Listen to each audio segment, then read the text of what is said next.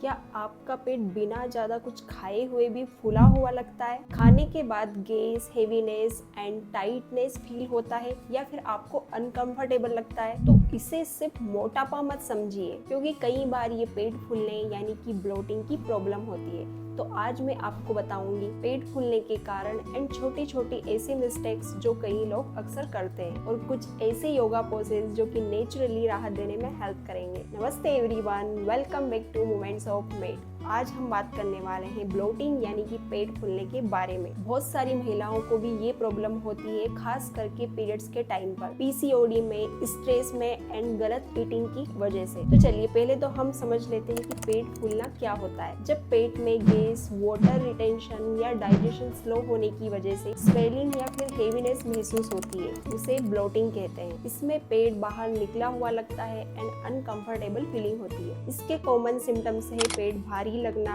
Tightness feel होना, बार बार डकार आना एंड कॉन्स्टिपेशन भी हो सकता है। पेट फूलने के क्या कारण हो सकते हैं, तो चलिए वो जान लेते हैं। जब हम बहुत जल्दी जल्दी खाना खाते हैं तो ठीक से चबा नहीं पाते हैं, जिससे होता क्या है, एक्स्ट्रा एयर भी अंदर चली जाती है एंड इससे ब्लोटिंग बढ़ सकती है। सेकेंड रीजन है ज्यादा प्रोसेस्ड फूड, जैसे कि चिप्स, कोल्ड ड्रिंक्स एंड ज्यादा बेकरी आइटम्स। ये डाइजेशन को स्लो करते हैं। कम पानी पीना एंड ज्यादा स्ट्रेस लेना। ज्यादा स्ट्रेस आपके डाइजेशन को भी अफेक्ट करता है। कई बार हार्मोनल चेंजेस भी इसकी वजह होती है।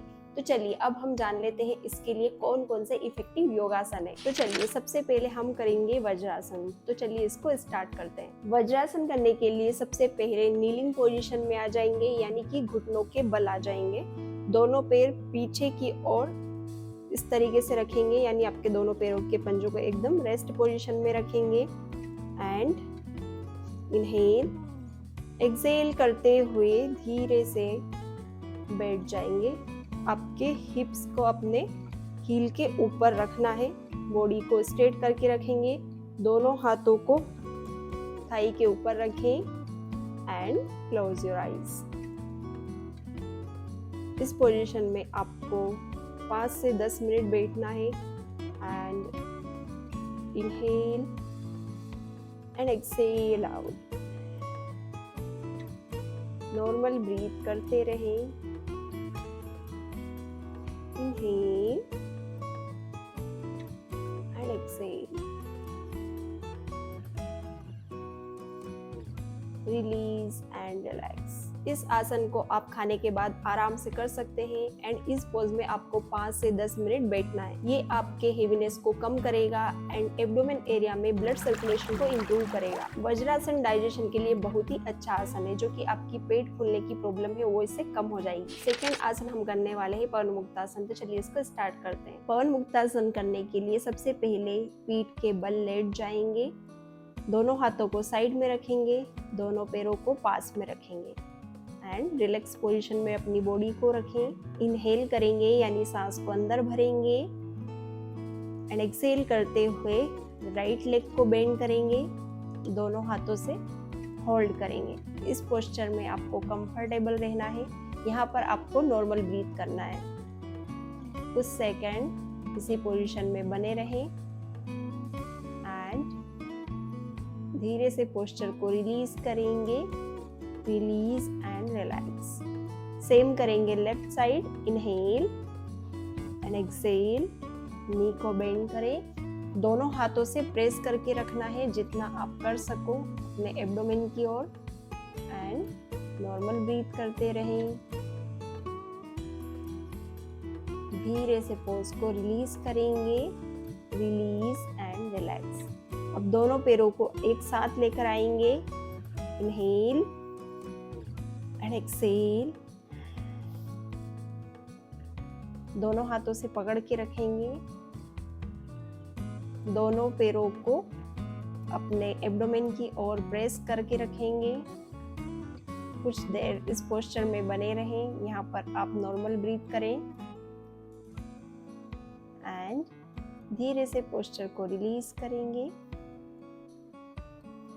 Release and relax. जब हम नी को पेट की तरफ लाते हैं तो हमारे एब्डोमेन में एक जेंटल प्रेशर बनता है, जिससे पेट की टाइटनेस एंड गैस में राहत मिलती है। थर्ड हम करेंगे चाइल्ड पोज, जिसे बालासन भी बोला जाता है। तो चलिए इसको स्टार्ट करते हैं। चाइल्ड पोज करने के लिए सबसे पहले वज्रासन की पोजीशन में बैठ जाएंगे।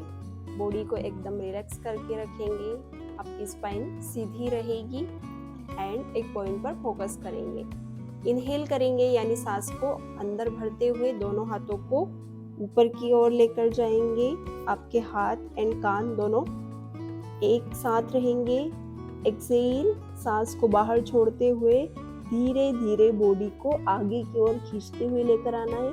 हाथ और कान एक साथ में रहेंगे एंड अपने हिप्स को